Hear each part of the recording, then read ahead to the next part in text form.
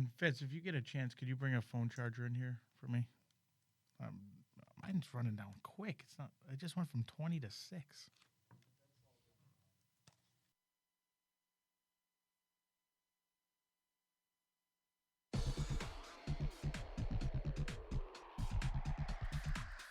Rock Stars.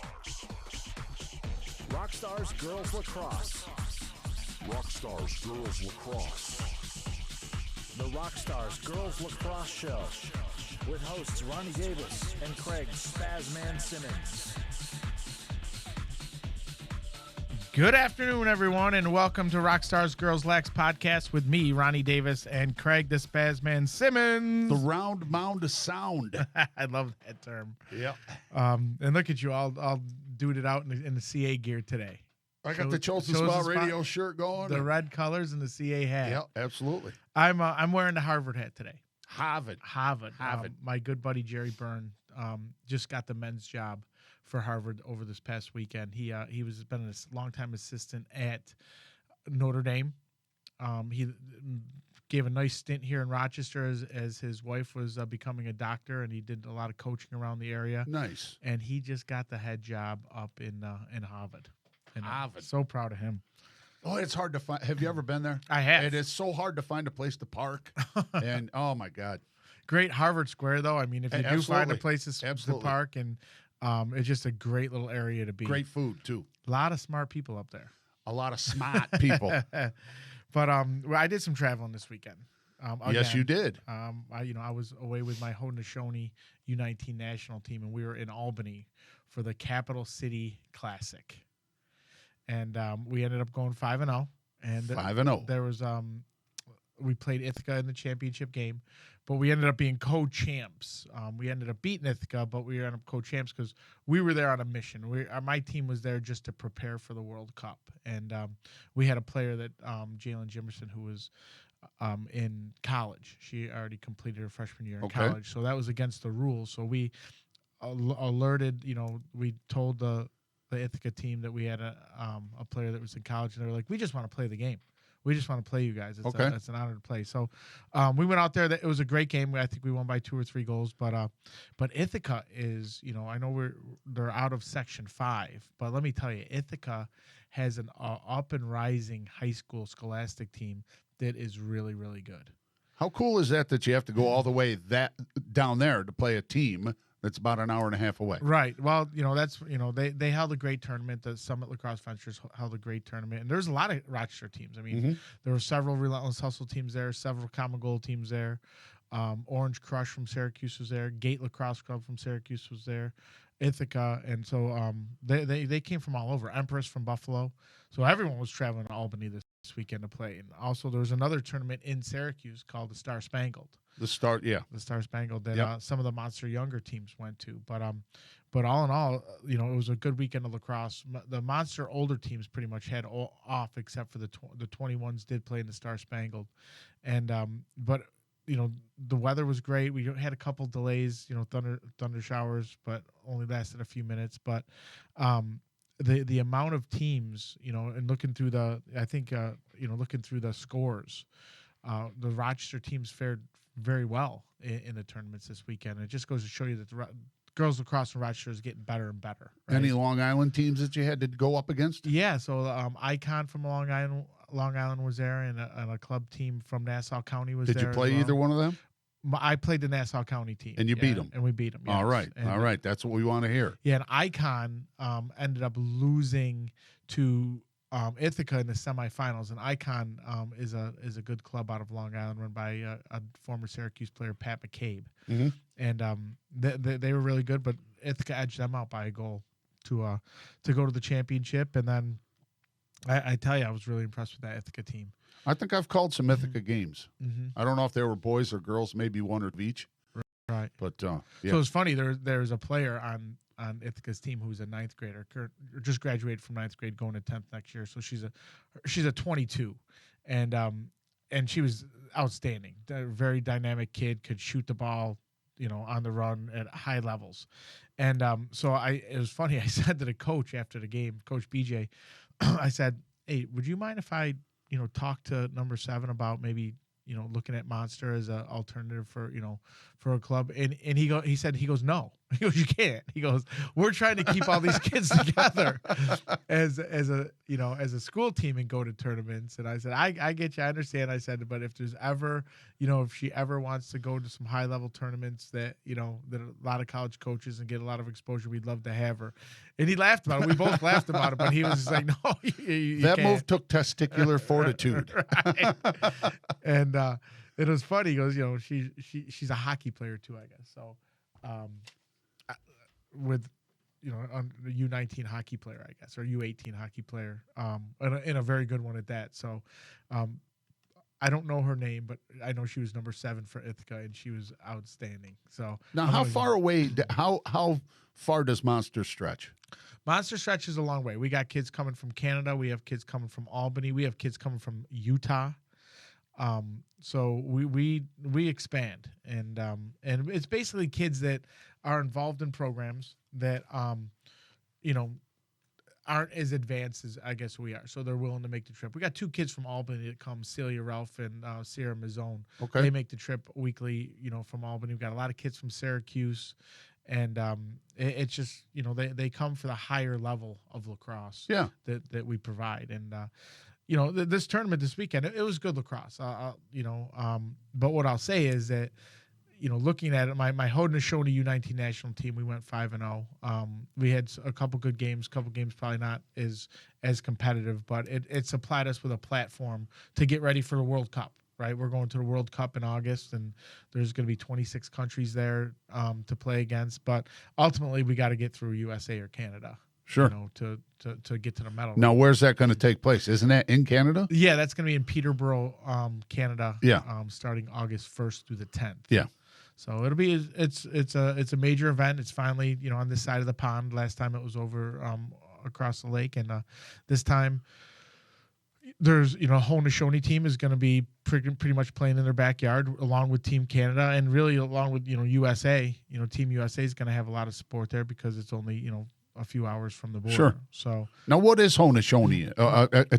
Describe that. Is that a native thing, or what is that? It's Native American. Okay. It's all the Native American lacrosse players, girls lacrosse players, which are few and far between because of the healthy traditions that they've had of always just being a men's game or a boys' game. Sure.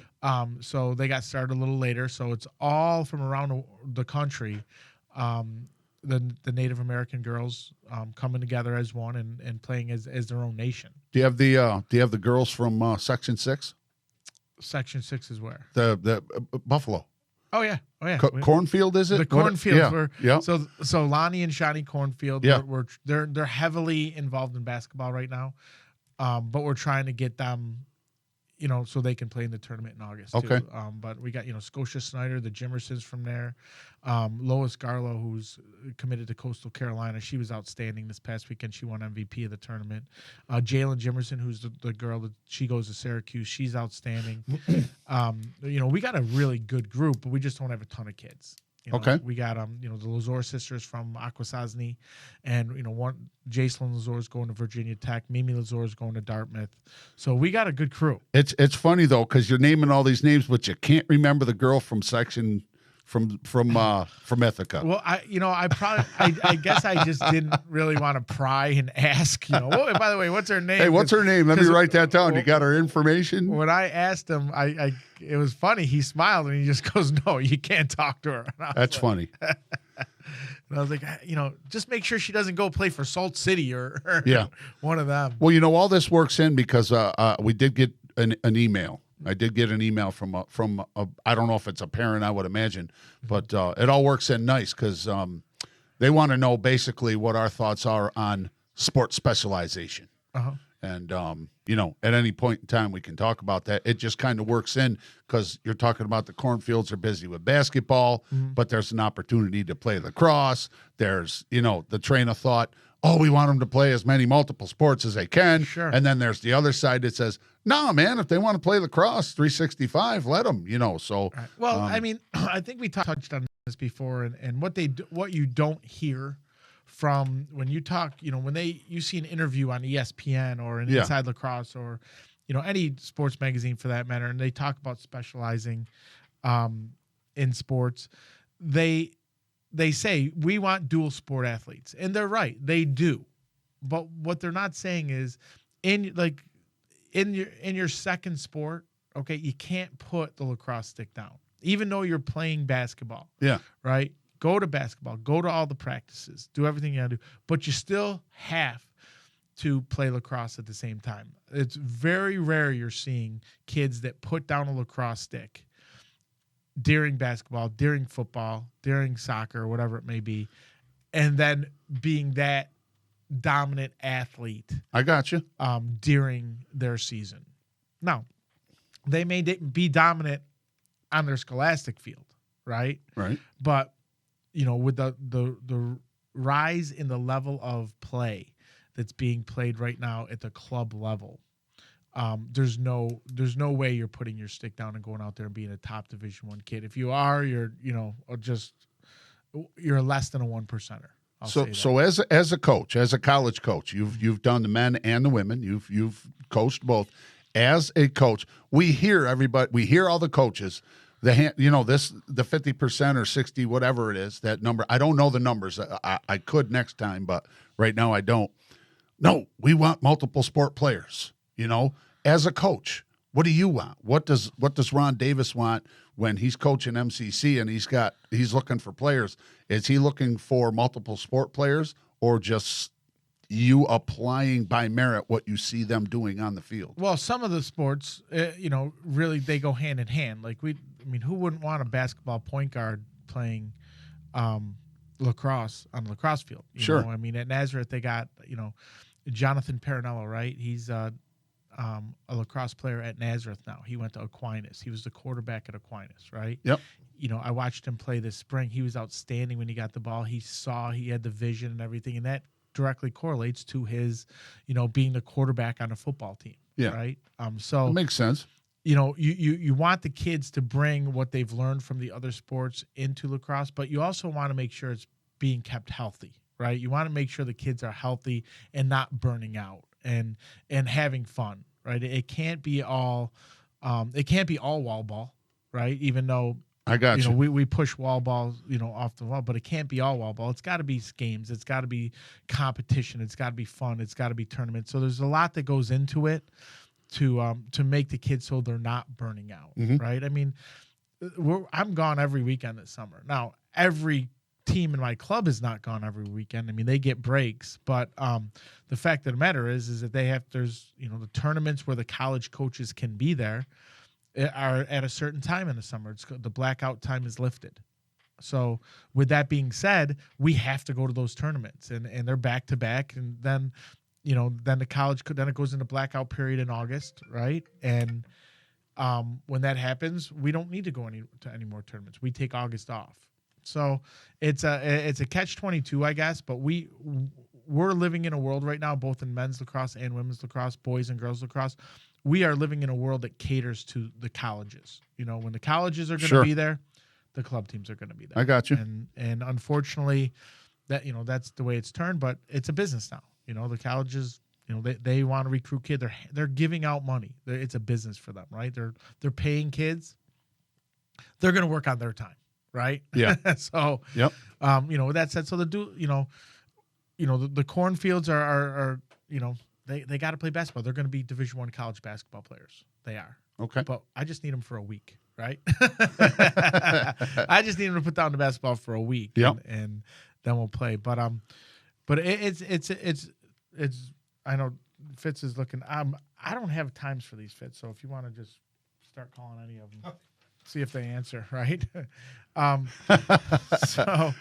The wing it session, the wing it portion, the wing it portion. I'm trying to get some Section 5 coaches on the line so we can, recap a little and talk about the summer and when they plan on starting. I saw a couple high school coaches.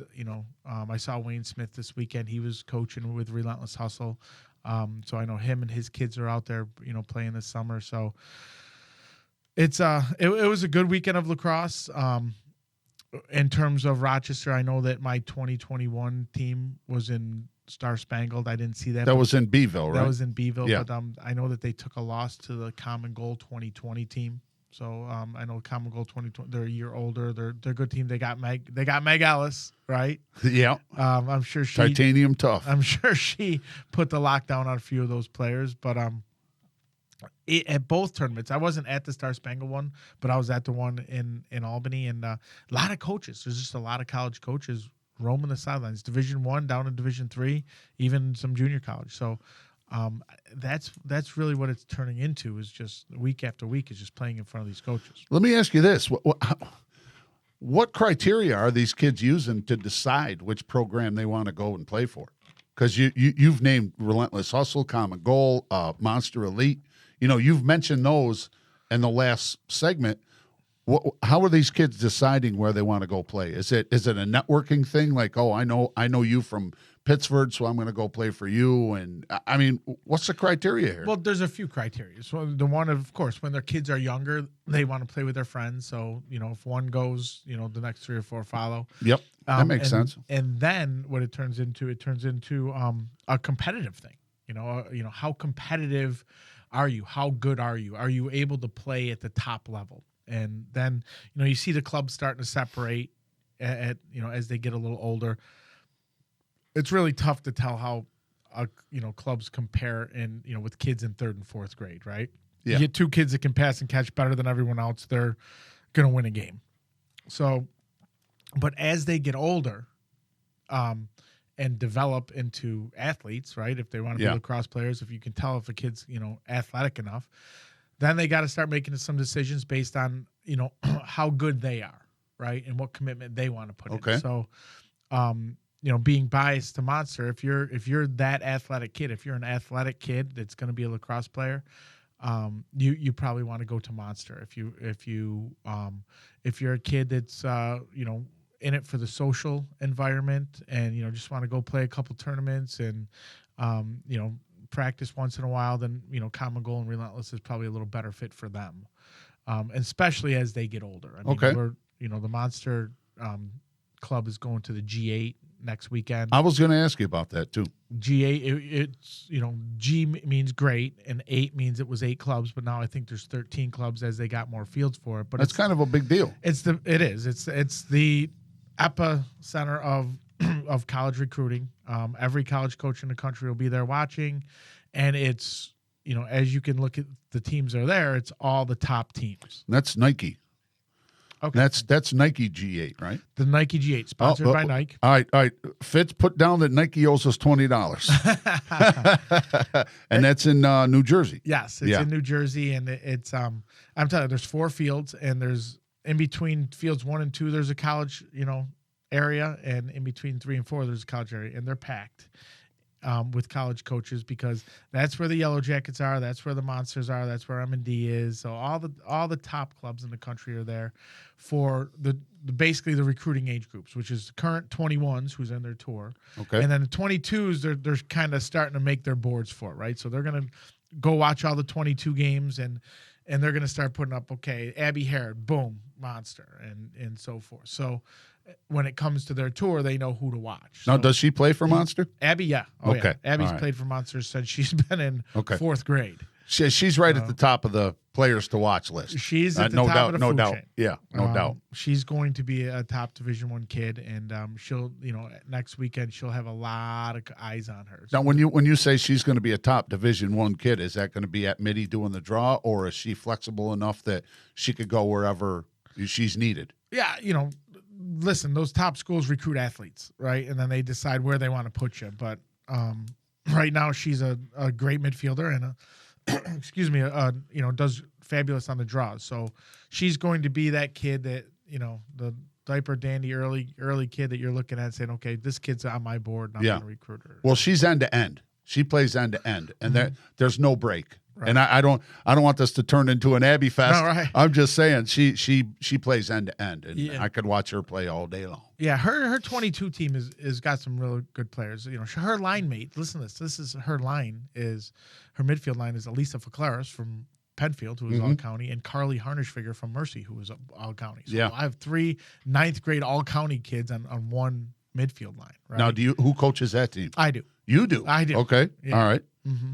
And coaching them is great. They're a great team. They work hard majority of the time. The parents are a pain in the butt, but if I can just keep the parents off to the side and handle my coaching, they're gonna be really good going forward. Let me ask you this, another thing, if you don't mind my segueing right into another question. How do you get these kids to separate what they're learning in club versus what you want them to play in scholastic?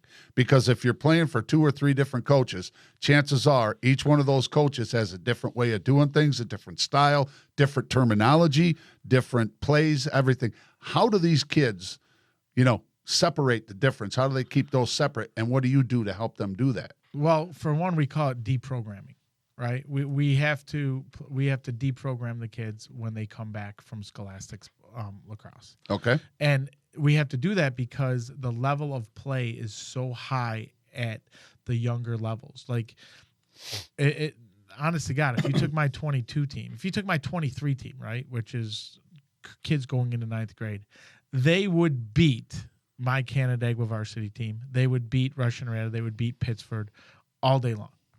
I want to see that. Make it happen. They would.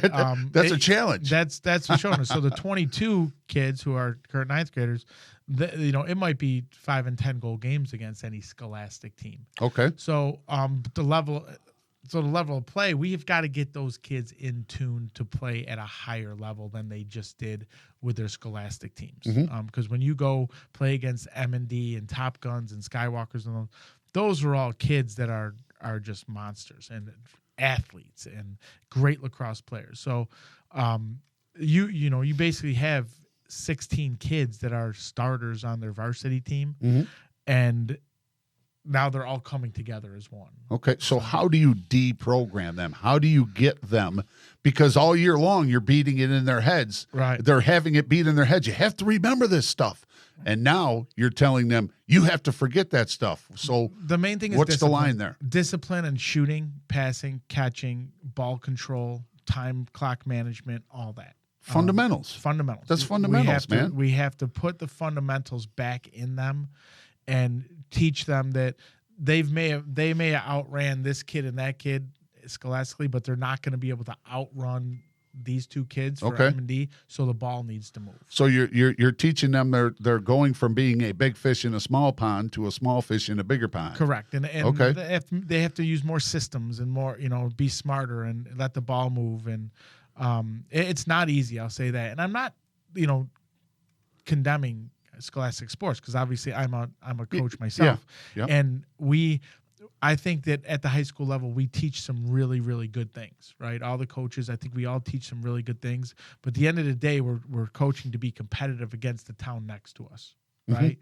In club lacrosse, we're coaching these kids to play in front of a future opportunity that they may have, right? Okay, and you for the college. In one sentence, and you basically just defined and described what club lacrosse, what club athletics are about.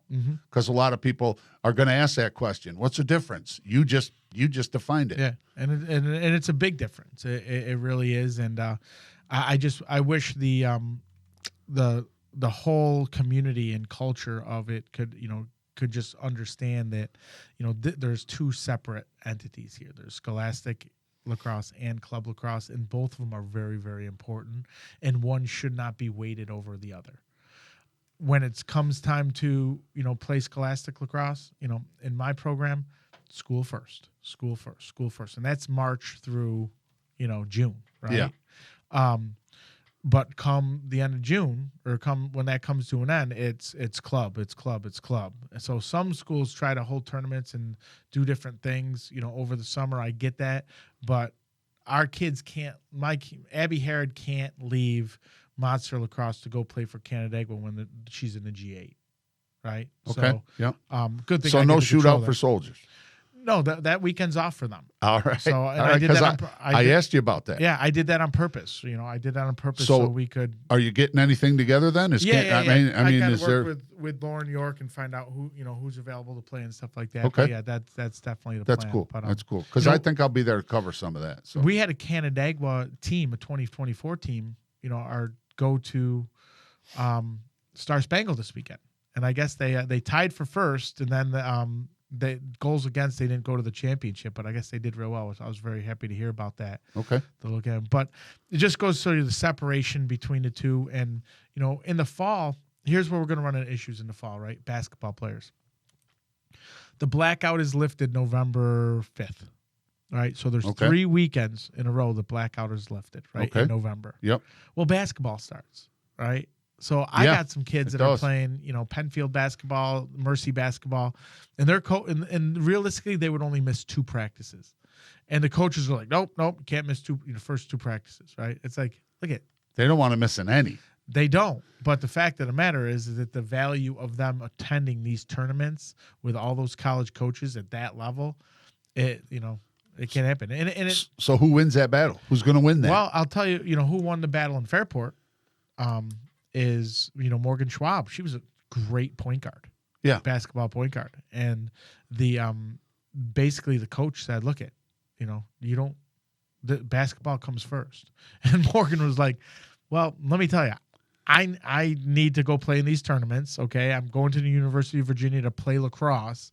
Sorry, I'm going to miss 2 practices, and she ended up not playing basketball, and the coach was like, okay, if you can't, it's like, you fool. What are you thinking? At that point, I don't think I'd have such a hard head where I would have to say, no, you can't. Because the first couple practices basically are physical practices anyway. The first week is, running and, X's and O's. You don't get into X's and O's, in the first couple practices. That's just a coach going, I'm an old school guy, I'm in control, and you're going to do what I say. And at least in my opinion. But and that's where you're starting to see separation of kids not playing scholastic sports, right? Yeah. And I think they should be, but in Maryland, kids don't play modified lacrosse. Yeah, you were talking about that before. So I mean, we build our programs on modified lacrosse, right? Our scholastic programs. Everyone wants to play modified as soon as they get to 7th grade. Modified, and it's a horrible experience all across the board. Then that's what I've been told by every single monster lacrosse player, that the modified experience stinks. However, this year in Canandaigua, right, I made some changes prior to the season. I got Sue Ellis to go down and coach those kids, right? She's a Hall of Fame coach. She's, so my main thing was, look, I just need this to be a positive experience for them, right? And she was able to do that because she's, coached them since they were little. But sure, I was fortunate. Right. But I was also, on the other end of some other towns, kids coming in, we don't, this modified thing stinks. And, but now I really see the picture of why we go to these tournaments and get smacked, in the early part of the tournaments, because they've already played as a club in 3 tournaments and a league. Yeah. Right. So, well, I mean, that's what puts us behind the 8 ball. Well, the competition level at the modified level is not that high. There's no doubt, and there is a component of everybody's going to play. And then when you turn into 9th grade, you get into JV, you start to put a little more focus on competition and winning. And then obviously when you get up to varsity, at least it's supposed to be, there is the main component of, being competitive and winning. But you don't have that at the modified level. And a lot of times, not to throw anybody under the bus, there's a lot of, let's just call it contract coaches at the modified level. And you know what I mean? Yeah. The coaches that are coaches because, they're teachers and have the contract. And again, not to throw anybody under the bus. No, not at all. Just simply stating that watered down, I think, might be a good.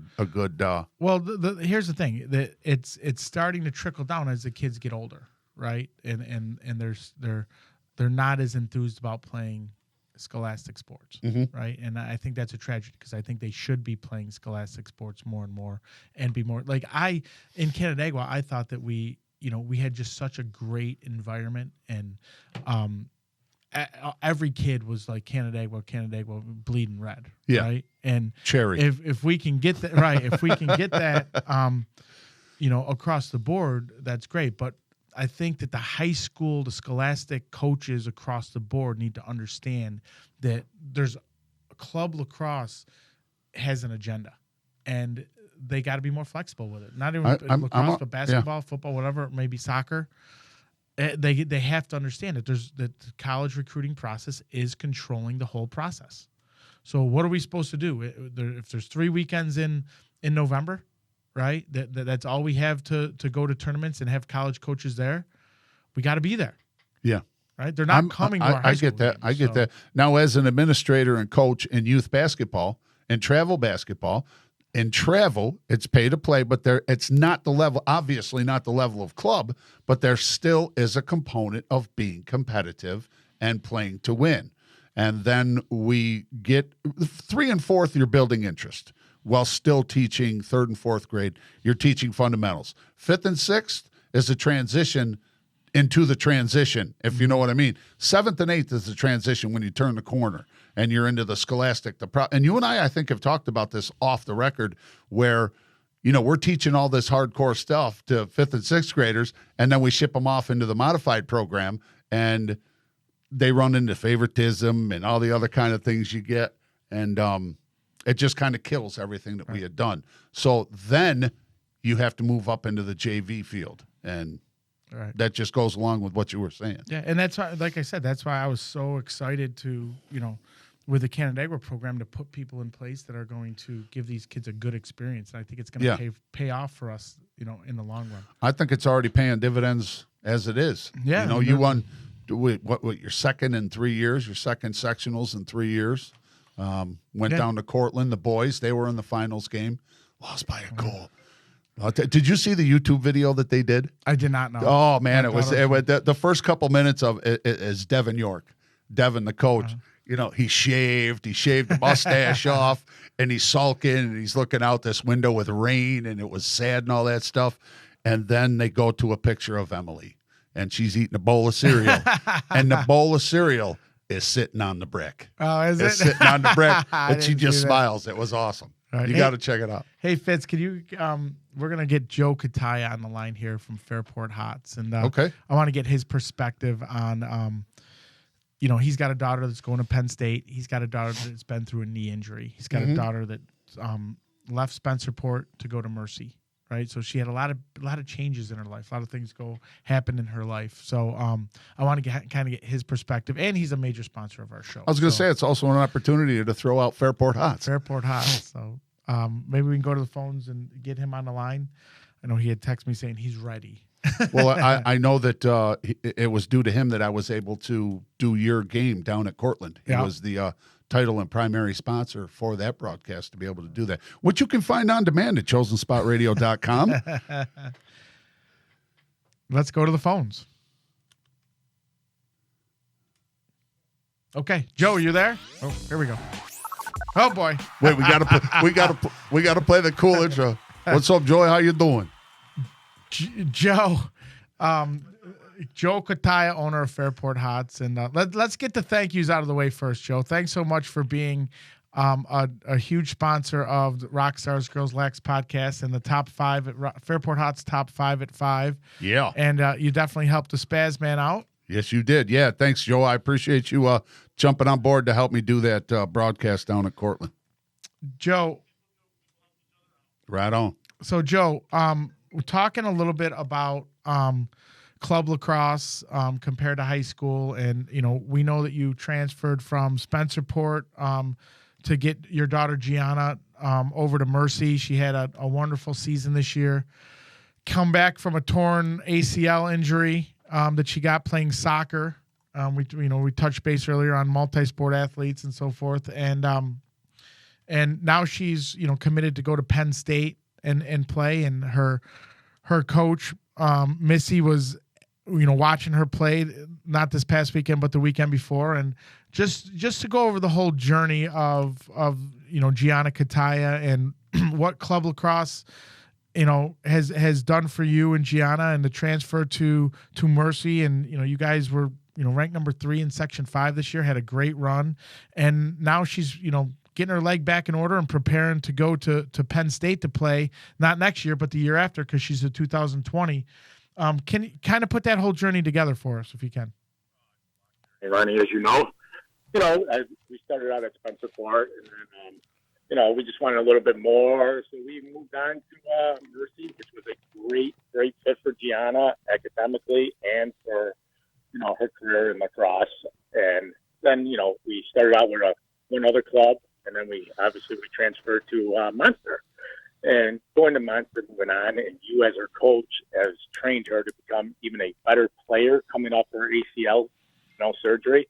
And just the coaching there at Munster all around has done so much for Gianna's game and skill level, which I thank you for. Well, you're welcome. And she, she works real hard, Spaz. She's, hard worker, and she's defender. Defender, yeah. Yeah. Well, she played a little bit of midfield for Mercy as well. Okay, so Joe, what I want to ask is, what is it about her that makes her want to play defense? Because whenever I talk to people about defense, they always say, "Oh, the first rule is feet. You got to have quick feet. You got to have this." My first rule of defense is desire. You've got to want to play defense because it's there's no glory, there's no spotlight on it. What is it about her that makes her want to play defense? Well, she's quick. She does have quick feet, as Ronnie can probably attest to, and she's very aggressive, as we know. And Ronnie, you know that. And she just likes defense a lot. I really can't answer that for her, but she can probably answer that better for you. But she's always been like shut people down and try not to let them score. I can help answer that. So Bring it on. She was a soccer player all her life. Okay. And she picked up lacrosse very late in the game, right? She started out actually as a goalie, a backup goalie. Most of her career. So she really didn't have the opportunity to have the stick in her hand. Okay. As much as most offensive players do. But she had all the tools of being a Division I lacrosse player, as far as she's fast, she's athletic, she's aggressive. So I did see her do some really nice offensive things for Mercy this year. She scored a goal in a couple big games, and coming on so late, and we had to focus on what the best position for her at this point is going forward, and for her to try to catch up to the Morgan Schwabs and people like that it just probably wouldn't have happened, especially with the knee injury. So defense, she was recruited as a defender by several top Division I schools. So why try to make her an offensive player if they want her for defense? So I'm all about the defense, that's where man. the opportunities were. And then, I remember I had to make the phone call to Mercy saying, hey, listen, I got one of my monster kids that want to come. And thank God for Carly Harnish-Figure the year before, because I made that phone call for her, and she did really well. So Anthony Yendak, the coach at Mercy, welcomed Gianna with open arms. And he was such a great fit for Gianna. He really was. He took her right under his wing, and actually the whole team did. It was very nice. It was a very easy transfer to Mercy from Spencerport. Well, let me ask you, sorry, Ron. Let me ask you this, Joe. What do you think is the biggest factor in helping her get to, you said Penn State, right? State, yeah. What do you think is the biggest factor in her getting looked at and signed and committed to go to Penn State? Was it club lacrosse? Was it switching to Mercy? What do you think was the biggest factor there? Well, she actually committed early. She committed as a ninth grader. Okay. The club lacrosse helped us where we were a little, but mostly was putting Gianna in a lot of camps. We put her in a ton of camps. And that helped her out a lot. It got her noticed by a lot of college coaches going to those camps. She went to some of the best camps around back in when she was in ninth grade. Actually, we started her in eighth grade going to the camps after she decided she wasn't a goalie anymore. So that kind of helped her out a little bit. And Joe, obviously we're not throwing anyone under the bus, but the reason why that you had to send her to the camps at that point was because obviously, the club that she was playing for wasn't getting her in front of the Division I college coaches that, as per se, that the club you're with now. Absolutely. Yeah, absolutely. That's why we decided to go ahead and we did our own thing, and that actually helped us out pretty good. She had a lot of D1 offers, and she ended up making a good choice going to Penn State, which we are very happy as a family. And Spaz, that's what we were talking about, the level, right? How do you decide? Yeah. How do you decide which club to pick? How do you decide which way to go? This is a top Division I athlete, right? So she wasn't going to be able to get the looks from the major colleges because the other clubs just aren't in the tournaments that we're in, right? And in the divisions that we're in. So, they had to spend a lot of money going from camp to camp, and that's what basically got her. So it's kind of like an investment. Yeah, it's a good investment. It paid off in the long run for us, and then coming to Monster has actually just made her a 10-time better player. So, Joe, Because we play at a higher level at Monster, which is really good for the kids. let me ask you this, Joe. How active were you in helping her pick the college she was going to go to? Did she pick your brain, or did she just say, Dad, I'm going to do this, and you sit back and kind of go with what I'm doing? Well, we kind of narrowed it down to our top 3, and then it always went back to Penn State. She just fell in love with the coach. She fell in love with the campus. She fell in love with the team. And basically, it was her choice. I guided her a little bit. Some of the other choices were a little bit farther away. Do you want Mom and Dad to come see you play all the time? I mean, basically, Penn State was a good fit for us because it's only 3.5 hours away. And with our jobs and me owning my own business, it'll be a lot easier to get to. And she wanted Mom and Dad to come and see her games, which it made a great fit at Penn State. And Coach Missy made us feel like family as soon as we were there. And all the other coaches do make you feel like family, but some of them were a little bit further away than Penn State. So that had a lot to do with it. Getting your parents there on the sidelines to watch you play. Now, Joe, obviously Missy's been to the couple of last tournaments to watch Gianna play, and but there's a lot of work to do before she gets to Penn State. Absolutely. What do you think is going to be the most important thing to as a parent to support your obviously support your kid, to get her in a mindset of working so hard so when she gets to Penn State that she's not going to that she's going to have an opportunity to play? So what are you doing as a parent to support that? Well, obviously we got her at Monster training with you, which is one thing. We also have her training. She does her training at Power Train right now. And just keeping her focused and keeping her on the rebounder at home and just, guiding her, because at the last tournament we did have a long talk with Coach Missy, and she said you have to put the work in to get on the field, and the girls that put the work in are the ones that will get on the field. So you could be a freshman, a sophomore, junior, or senior. You have to put the work in. You have to keep your time managed. So those were the things that we were told. And how about the academics? I know Gianna just got a 4.0 at Mercy this past year. That's big. And the balance between making sure your kid's studying and keeping the grades up to get in and hopefully be able to stay in school, right. and everything else. It's kind of a lot of kids I'm see running into the summer saying, "Oh, I need a summer job. I need a summer job." The fact of the matter is, she's been saying that all summer, but it just doesn't fit in right now for us, a summer job. I'm not sure how summer jobs can fit. Yeah, I say let them play. Working out good for us. Right. Yeah, let them play. Right. She's got to study. She's got to read books for the summer for Mercy. Mercy's academic is so high. It will help her in the college, because it's a lot of reading and a lot of essays, and she's never read or wrote so many essays in her life. You got to keep her focused. School comes first, obviously. Class comes second, as we all know. Now, you've obviously have invested quite a bit of money into Gianna's lacrosse. Between obviously you got to pay for club, you got to pay for training. You've went to some camps. If you add that all up, how has your the return on the scholarship from Penn State? I mean, for the little monsters listening and the little kids out there, and kids that are on the 22, 21 level whose parents are spending the same amount of money, how has that investment come back to you? You have to invest in your kid to get money back in return. That's like for anything, as you would know. Yes, you have to go out there and invest. I know, but you play at such a high level, and then they'll see how it is. And scholarship money can come from start at 20% and work your way up to 75%. It depends how good your kid is and how much effort they put into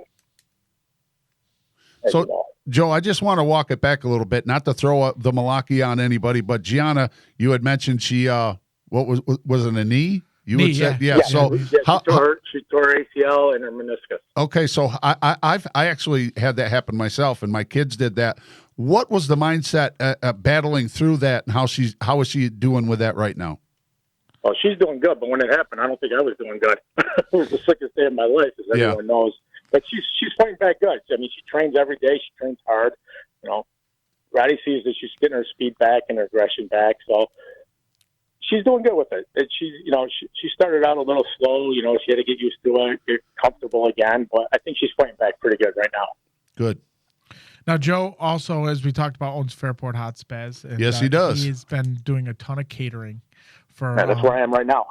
for a ton of different people. And Joe, in a 30-second elevator ride, give us the pitch on Fairport Hots. This is your form. Because you've been so supportive. Love it. So supportive to us. We're going to give you your 30 seconds of fame here with Fairport Hots. So that ain't good for me, as you don't know. For us, that's the hottest place around, as everyone knows. We do a ton of catering, all occasions, birthdays, graduations, work functions. I like to send a special thanks to Jay O'Brien on Friday, the hottest day of the year. Having me catering outside for his company. And I did one for the Rowe family graduation party this weekend. I'd like to say thank you to them too. They're monsters. And that's it. Just come down to Fairport Hots and grab yourself a garbage plate. Joe, tell us where you're at now, where we can find you. Right now, I'm at Fairport Hots making mac salad. I mean, where is Fairport Hots, man? 1226 Fairport Road. There you go. So if you guys want some fresh mac salad, come on down. I can't. I got to stay away from the carbs. But I got a text from a father a little while ago saying 11:30 tomorrow at Joe's. Oh yeah, Mark recorded it. Yeah. Yeah, 11:30 tomorrow is our lunch, buddy. All right. Well, Joe, thanks so much for coming on, giving us your opinions and thoughts on Gianna, and thanks again for the support. Not a problem, Rock guys. Stars Girls Lax. Yep, my pleasure, guys. Have a good day. You too. Thanks, Joe. See ya. Back to Gianna. She's a great kid. Works really, really hard. Sure. And she's gonna do well at Penn State. You have to work hard to be a good defender. Mm-hmm. I don't care what anybody says. Listen, on offense, you love the glorious shooting. You love the score. As a defender, you want to rob that offensive player of that glory, and I love that. That's why I'm a defensive guy. That's why I love defense. I'm not one of the guys that has to be, like the Yankees score the other day, 17-13 Right. for it to be a good game. What, were they playing softball? That was a crap fest. So I don't want to hear it. I'm okay with a defensive game, with a defensive battle. I'm okay with that. And you may have figured out by now I'm a little partial to defenders. Sure. So, Well, we had a game Friday night. My Monster 2020 team, which Gianna plays on, which has, they're all committed kids to top Division I schools. So we had the opportunity Friday night to play the Canadian U19 national team in Syracuse. Yeah. And it ended up being either 13-9 or 12-8. It was a 4-goal game. They scored 2 early ones on us right away because we didn't know the rules of the international rules, right? And then they got 2 late ones on us. So other than that, it was a pretty close game throughout the day, and it was a great honor, a great experience for us to be able to play against them. But defensively, the coach of the Canadian team is Scott Teeter, who's head coach at Louisville, right? So the twins, Ashley and Taylor Sampone, The twins. They're playing defense. They're starting on defense, and they'll maim people. They're just killers, right? Yeah, they'll carve you up. So there's a girl that comes running off the field for the Canadian team, and she's committed to Louisville as well, right? I don't think they've ever met. The twins have ever met this girl, but she's committed there. And I was standing in the box, and she comes off and goes, "Oh, I just got a nice warm welcome for my future teammates." Did they give her the Malachi crunch? They did. They gave it to her yes. good. And Scott Teeter, the coach, and myself just looked at each other and laughed. But it was a funny moment. You were talking about defense. Absolutely. Those kids, with Gianna and Lauren Connor and Sophie Brown and Abby Hopfinger, they go out and they, with the twins, and they play really, really good defense. It's so great to watch, them go out and be just so aggressive and so, just an aggressive type of lacrosse. And like you said, defense wins championships. Defense wins, I believe that. Yeah. I truly, truly believe that. Jordan Concordia, who's going to Syracuse, she played outstanding against that team. So it was just a great honor for us to play them. And it was a great, feat for us to be competitive with them, right? Because that's all the top kids in the country, right? They're the former U19 world champions. I was going to say, right? that's a big deal. Let's walk it back real quick if we can. What were the rules that you didn't know of that bit you for those at the first 2 goals you said? Right. So there's international rules and then there's our U.S. rules, right? Mm-hmm. And the placement on the 8 meters is different. right? So you don't have to clear a whole zone in international lacrosse. You can kind of On a free space you're talking on a free about? space. Okay. Yeah. So, the first thing, they get an 8-meter shot. Our girls go out and clear the whole zone, and their goals are in there. The whistle blows. They throw it to the girl in front of the goal, and she scores. I'm like, wait, what happened? Like, oh, in international lacrosse, you don't have to do that. Oh, okay. Another one was, where the ball gets placed. It's if there's a loose ball foul, it's supposed to go back to the dot behind the goal. Yeah. Well, in international, it goes out to the side. So our girl's walking back to the dot. This girl walks out to the side.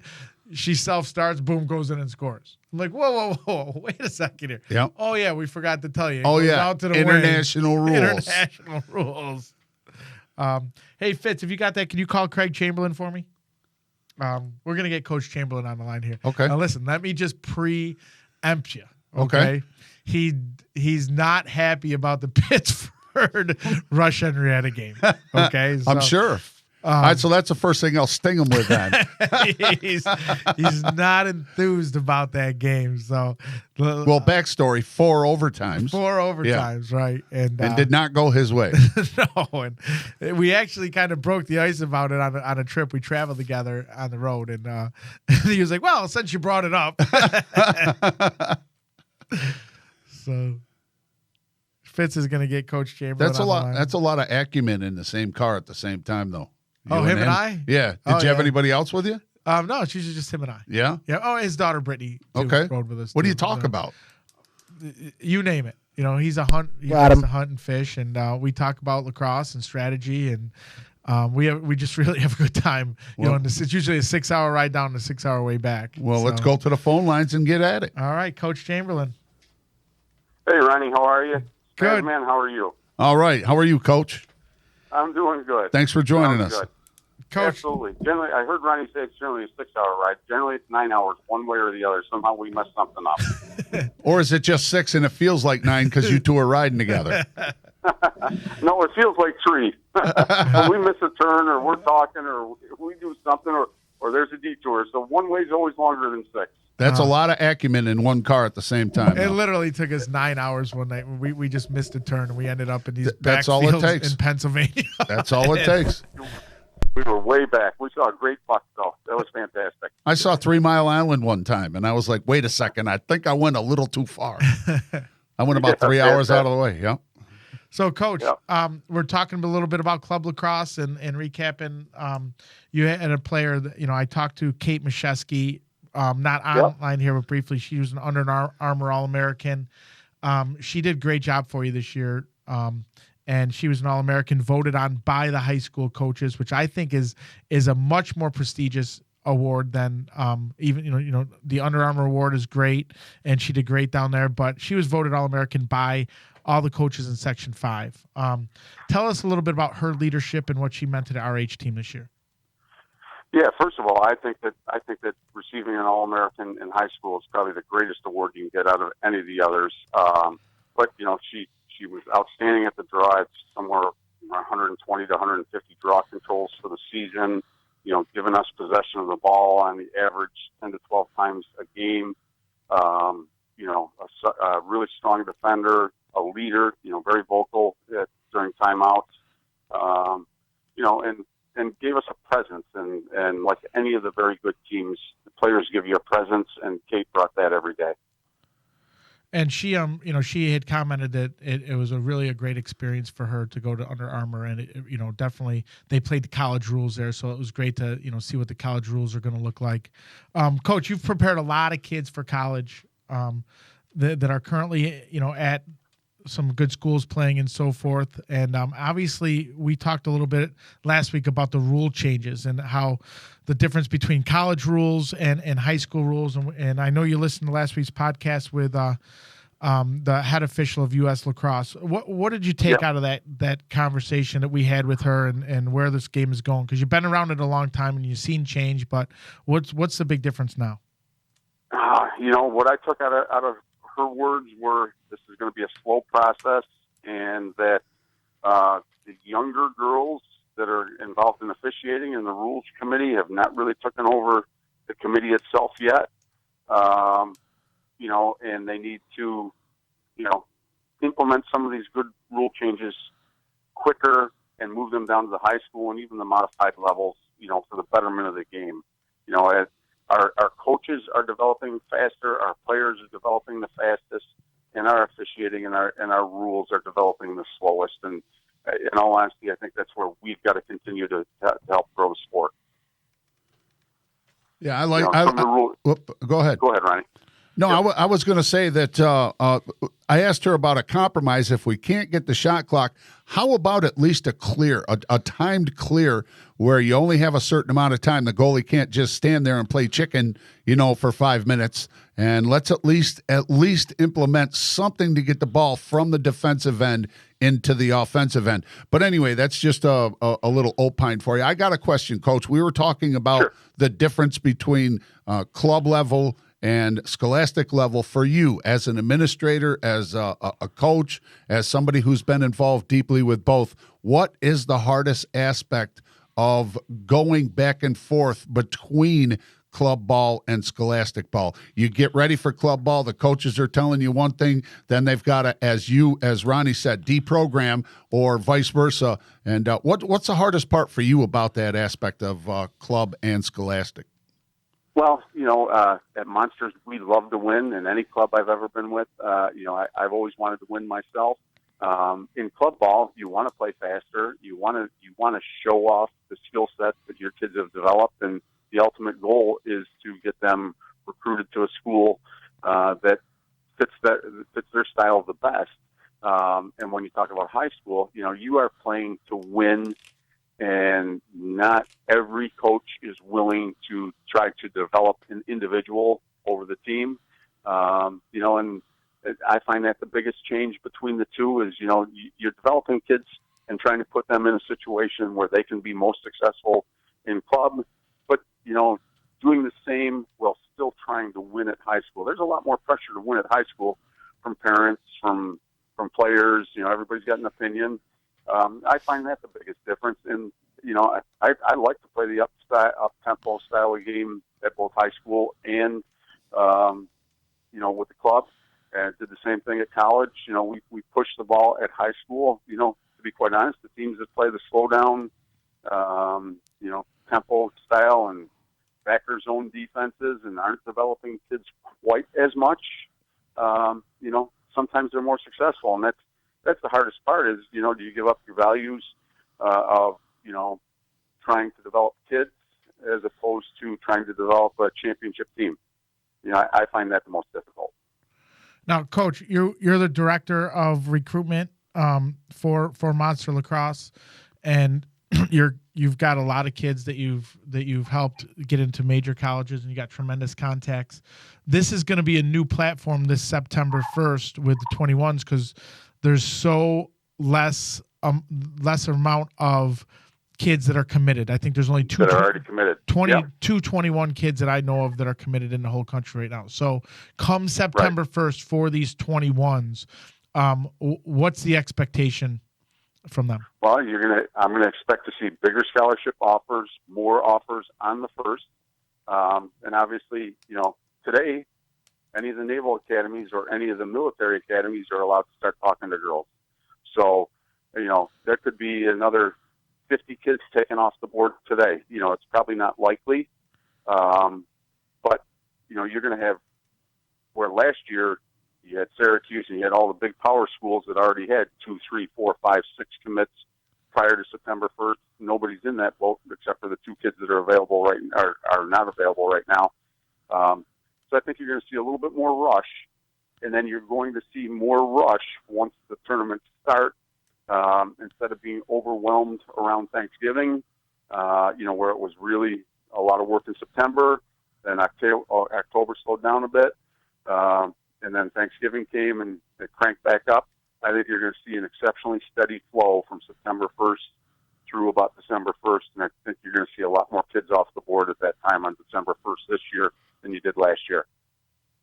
Now, you coached the Lady Rock 2017 team, and all of them were tremendous athletes. You had tremendous success with them. How do the local 21, even your Monster 21 team, these kids, how are they comparing, 3 years later, right? What are you seeing comparison-wise for these 21s now compared to the kids? You had Maddie Howe, out there, kids like that. Yeah. What's the comparison?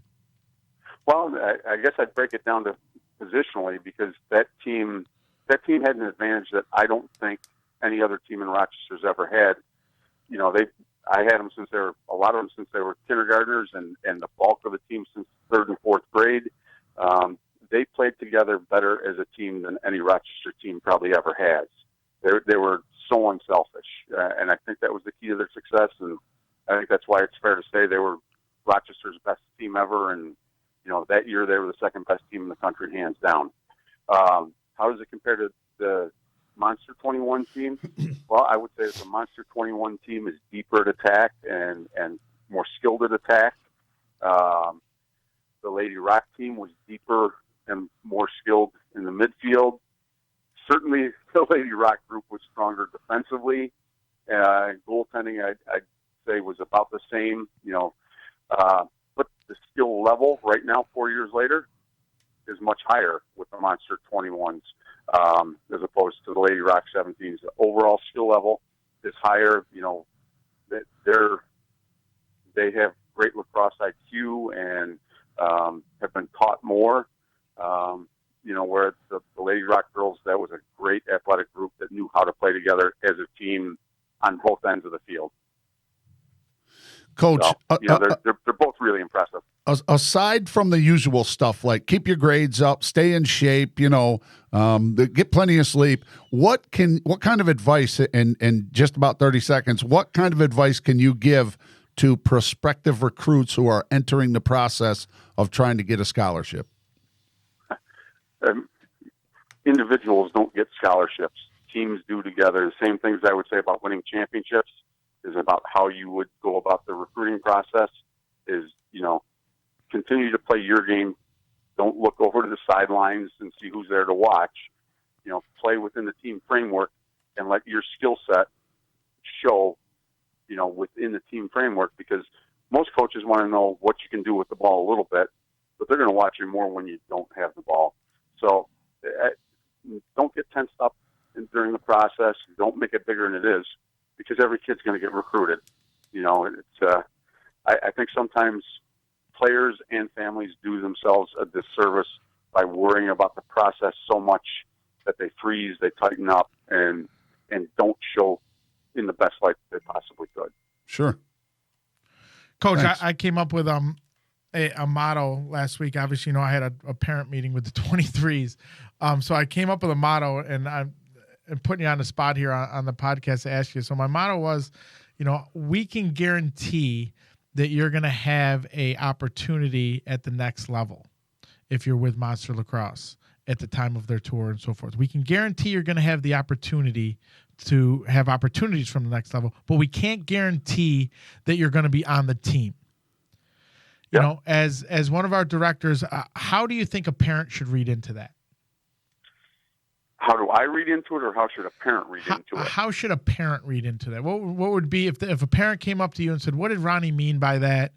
What would be your take on it? Well, my first question would be, to you, did you mean on the Monster team, or did you mean on the college of her choice team, or the college that is recruiting her? If you're on a Monster, let's say the Monster 21s, for example, right? Yep. If you're on either the white or the purple, I truly believe that every kid will have an opportunity to play at the next level, meaning college, if they want.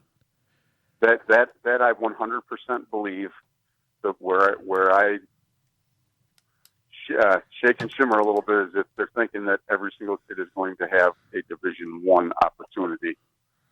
So that's where I try to hold the water back a little bit. Right. Now you've put a lot of kids, through Division I schools from MCC. Yeah.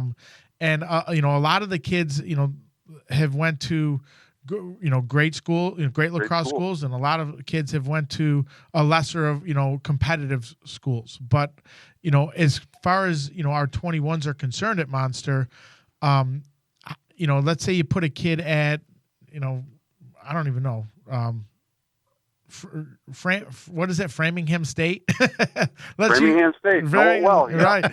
Let's use that as an example. I mean, could all our Ronnie, I would feel very comfortable putting any player and saying that any player in our club on the 21s would do very well at Framingham State. Well, good, because that's what I was just kind of getting at. Is there's a lot of Division I opportunities that aren't as competitive as the top schools, but our kids could definitely play at those schools. But our kids are definitely going to have the opportunity to, if they want to play college lacrosse, to play there. Yep. So between your contacts, my contacts, and even some of our other coaches, there's not a girl that we can't find a place for.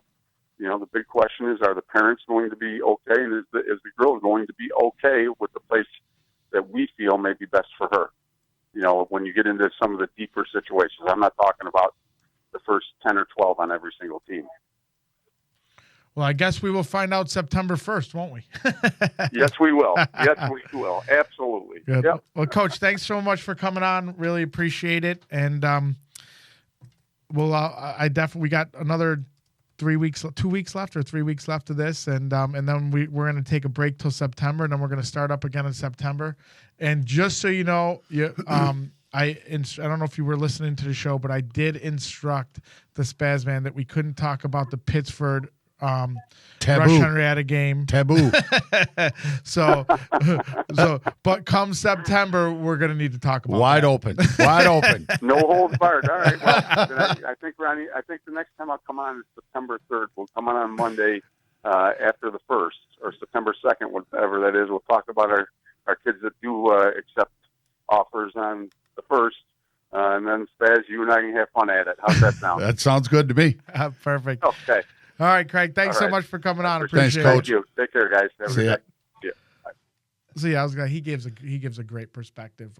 He's an educator. He was a college coach, club coach, high school coach, national champion. Several. I think he's got 7 national championships. I was going to say 5 with you, right? Yes. Yeah. That means or 4 with 8. you. He had 3 without me. So 5 with me. Okay. Oh, 5 with so you. He's got okay. 8 national championships. He's an educator for 30 years, so he gives a great perspective of keeping it real. Yep. Right? And he seems like a good chops buster too, and I like that about a guy. So yeah. All right. Well, I think that's it for today. Right? We're done with today. We'll see you guys back here next week at 12 o'clock for the Rockstars Girls Lax podcast. Great show today. If you have any questions or anything, please feel free to email us. rockstarsglax@gmail.com. ROC stars glax@gmail.com. And just so you know, there's no rules on the email. You can ask any question you want. Anything. All right. Have a good one, everybody.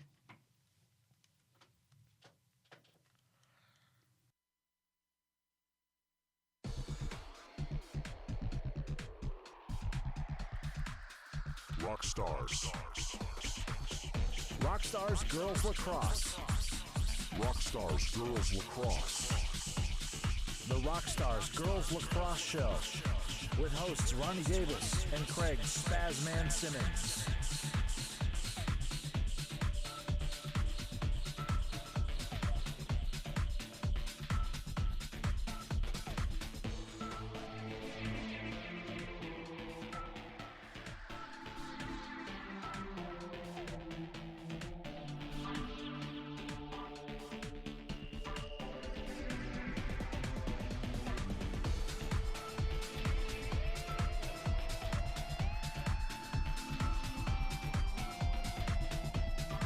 Rockstars. Rockstars Girls Lacrosse. Rockstars Girls Lacrosse.